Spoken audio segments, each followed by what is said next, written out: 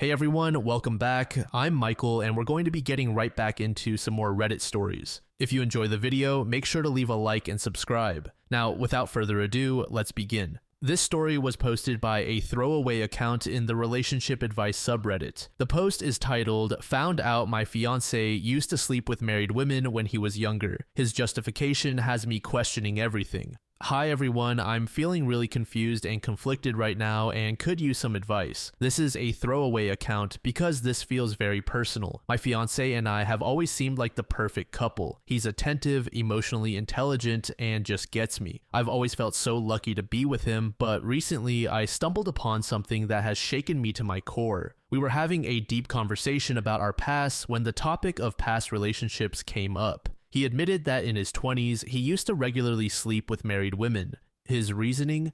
They wanted it, and I never pursued women who were in happy marriages. According to him, most of these women approached him, and he claimed that 90% of married women are willing to cheat if the opportunity presents itself. When I asked why he thought that, he told me it was based on his experience. He said some of these women cheated with him for extended periods before he got bored and ended it. It made me feel sick just listening to him describe it so casually, but here's the kicker. He admitted that one reason he's such an amazing partner now is that during those affairs, he kept a sort of mental list of all the things these women would complain about regarding their husbands. He used that information to be better. He even joked that his education came from hearing what not to do in relationships. When I pushed him on whether he felt any guilt or regret about helping to destroy marriages, he brushed it off. He said these women were the ones who wanted to cheat and he only gave them what they wanted. He even framed it like he was doing some kind of service, helping them realize their dissatisfaction. He insists that I changed him and that I'm the reason he wants to settle down and leave all that behind.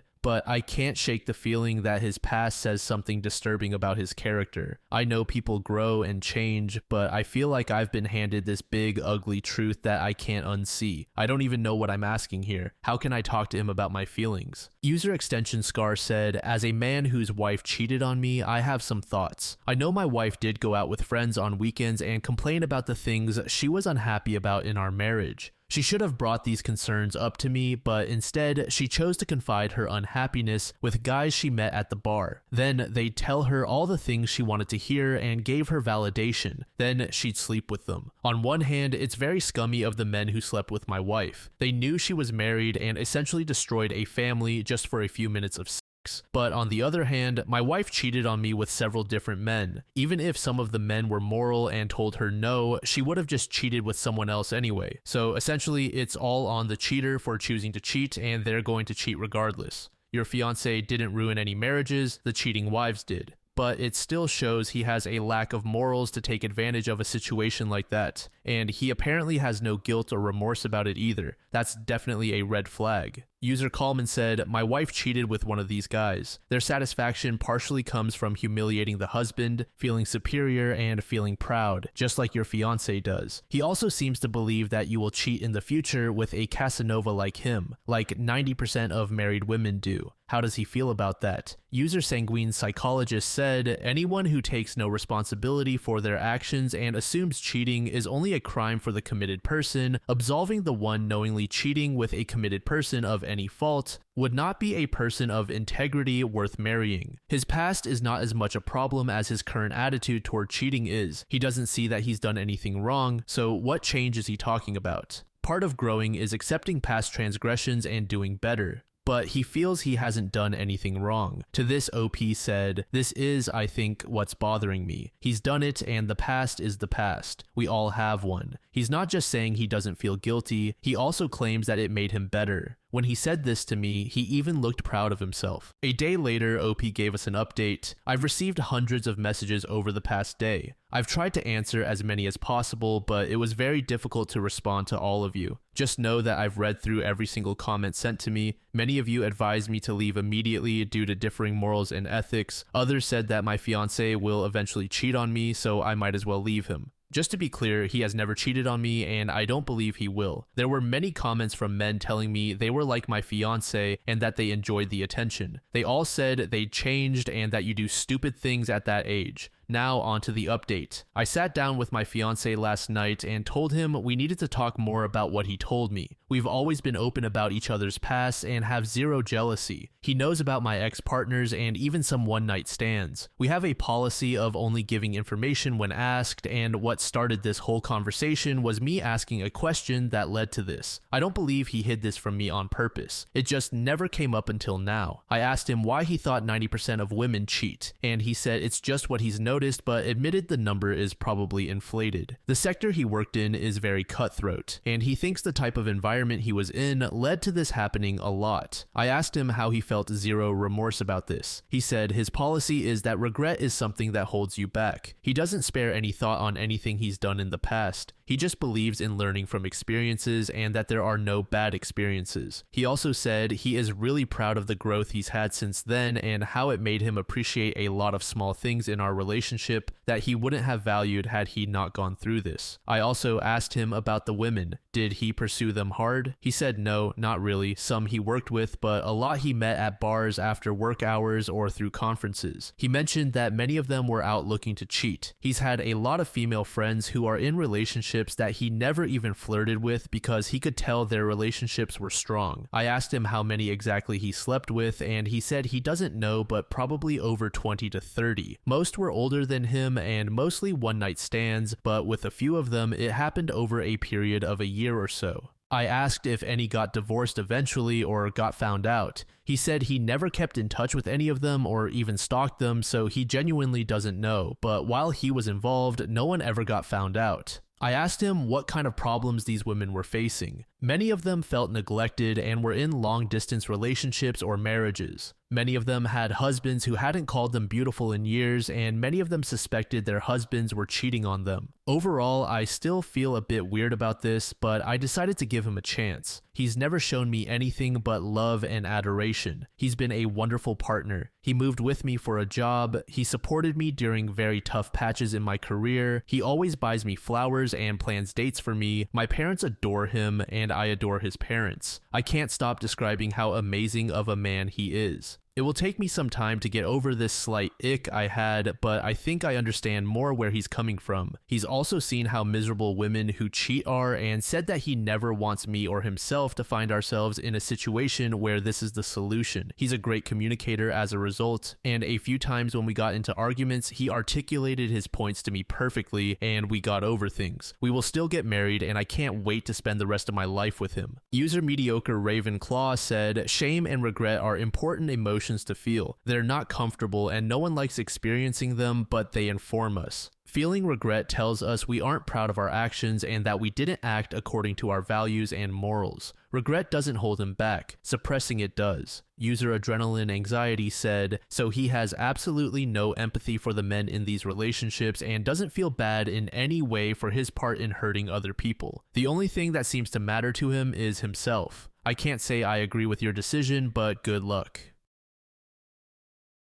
This next story was made by a user named Icy Clouds in the Relationship Advice subreddit. The post is titled, "My family wants me to join them for Christmas after disowning me over 8 years ago. After being disowned 8 years ago, my family has invited me, my wife, and daughter for Christmas. After getting conflicting advice from my friends, one of my buddies told me to post my dilemma here to see what random internet strangers would say. I am the youngest of 4 kids between my mom and dad. My siblings are Michael, Sarah, and my twin brother Casey. For context, growing up I was the black sheep of the family, and I knew that from a very young age. See, my family is full of athletes. My dad was a star basketball player for a D2 school. My mom played volleyball, Michael played soccer, Sarah played softball, and Casey was the star running back for the football team. I was never really interested in any of those physical sports, but rather I was interested in archery, which my family called a wimpy sport. My parents were always invested in my siblings and rarely ever attended my events to the point where I basically had to beg for them to come to my tournaments. Between the ages of 14, 16, I had taken part in about 20 tournaments while my parents only showed up to 1. I was never neglected by them, but they were never emotionally there for me as they were for my siblings, and as a teenager I resented that. Whenever I tried to bring this up to them, they would always call me an attention seeker. However, this is not why I was disowned from my family. When I was 15, I began dating Amy, who was in the same grade as me at the time. After about 6 to 7 months of dating, I introduced her to my folks and my siblings, and they really liked her. I know I was young, but I could see myself having a future with her. Almost 2 years later, one of Amy's ex-friends told me that she had been cheating on me for a couple of months. At the time, I didn't know who the guy was, but after confronting her, she told me that it was my twin brother. She basically told me that while at first she loved me, the love she had for my brother surpasses that. Later that day, when I confronted Casey at home, I was so enraged that I sucker punched him and knocked him out. I admit that I should not have gotten violent, but years of resentment towards him and the rest of the family just burst open. In exchange for my family not pressing charges on me as I could have been tried as an adult in court, I was sent to live with my paternal aunt, who at this point was estranged from the family and lived in another city about 2 hours away.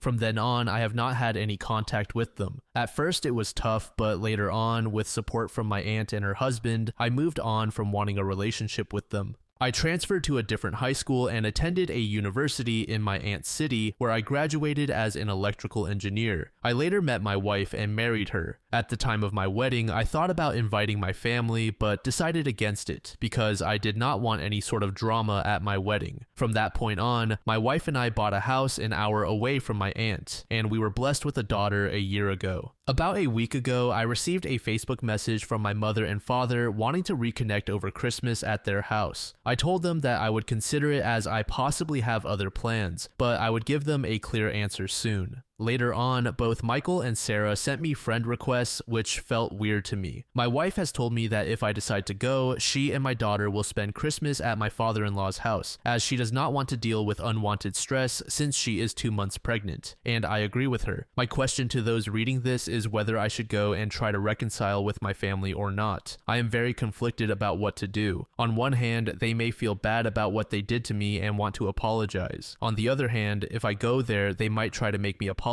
to Casey, which I do not want to do. Any advice would be helpful. Update. I wanted to post earlier, but some things got in the way. 2 days after Christmas, my wife began to experience unbearable pain in her abdominal area, and she could hardly stand on her 2 feet. My wife's sister and I rushed her to the hospital, where we found out that my wife had suffered a miscarriage and that the fetus had to be removed right away. Honestly, the worst part for me was explaining to my wife what had happened. Due to complications surrounding the operation, my wife was forced to stay for 2 more days. I have been trying to stay strong for my wife and my daughter, but honestly, I am struggling right now. On to the update of the original post. Most of you who commented on the same day I posted told me not to spend Christmas with them because of the significance of that holiday. I agreed and decided I would spend the rest of the holidays with my wife. They never made time for me, so why should I make time for them? When I texted them this, I assumed they would try to argue with me, but rather they said they respected my opinion and could not wait to see me after the holidays. I began to do some digging into my family to try to figure out why they have reached out. Michael is a corporate lawyer who works for a major company in my hometown. By looking through his Facebook page, I saw he has 2 daughters and was married to his wife in 2016. Sarah appears to be married to a doctor, and they have a son together. I have a friend who lives in my hometown and has parents who are friends with my parents. When I asked her about Sarah, she told me that Sarah had divorced her first husband after he had committed mail fraud. Casey got married to Amy right after high school, and together they have 2 kids. I could not exactly figure out what he or his wife does for a living through Facebook, but judging that they bought a big house last year in the midst of a pandemic tells me they are not really struggling. My dad seems to be going through a midlife crisis, and my mother is really into the wellness community. I then began to list the reasons why they possibly wanted to reach out to me now. Money. Unlikely, because 8 years ago, my parents' combined salary was higher than my wife's and my salary, and given that my siblings are not struggling financially, makes me think money is not the reason. 2. Organ donation. Could be the case, but seems unlikely. A Redditor said that Casey, given he is my twin, would be my most likely match, and I think it's unlikely because he was tagged in a Facebook post skiing just a week before Christmas. Regarding my daughter, they could possibly be reaching out to me to have a relationship with my daughter, but I honestly am not sure. My daughter is not the first granddaughter for my parents, so I do not know why they want to meet her. They most likely found out my daughter existed because my wife's Facebook account was public. I then contacted my aunt informing her about the situation, and she explained to me why they were reaching out to me after all this time. To understand this situation, you need to understand why my aunt was estranged. My paternal grandpa and grandma grandma had 4 children. My dad was the second oldest and my aunt was the third. My aunt, after college, came out to her parents as bisexual and began dating her girlfriend. My grandparents immediately disowned her and refused to have any contact with her. However, about 4 years ago, my grandpa began to reach out.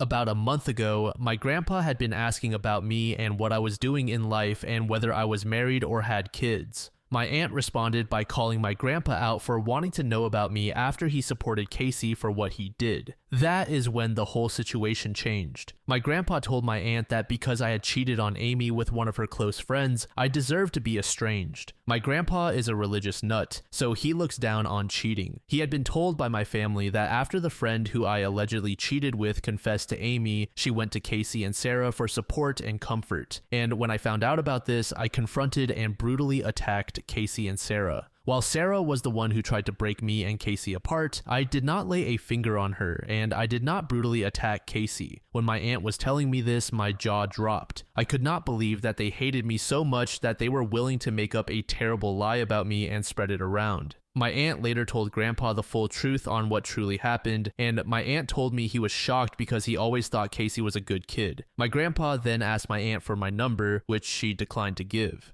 I figured out why my parents and siblings wanted to get in touch with me. It turns out my grandpa had told my parents and my siblings that if they did not apologize for what they did to me and have me over for the family Christmas dinner, they would be cut off from his will. So that is why they reached out to me, not to apologize about how they all wronged me in the past, but rather because if they did not, they would not get anything from Grandpa. What a bunch of greedy people. After hearing about this from my aunt, I decided to block all of them. Why should I respond to them? At this point, all of them are dead to me. I have a wife to support after what she went through and a family that respects me in my in-laws. However, this does not end here, as 3 days after New Year's Eve, I received a call from an unknown number on my work phone. I am used to getting calls from unknown numbers because of my career, and when I picked up, I heard my grandfather's voice. He most likely got my number from my company website. The first thing he did was apologize for not trying to get into contact with me for the past 8 years. He told me he was sorry that he could not be there for important events such as my graduation, my wedding, and the birth of my daughter. I was not really close to him before, so him cutting me off did not bother me. Later in the call, he told me he was so disgusted with the rest of my family that he is cutting them off his will and adding me to it. I honestly do not know how to feel about that, as the money would be helpful, but at the same time, I do not want him to use this as a way to force a relationship between me and my daughter.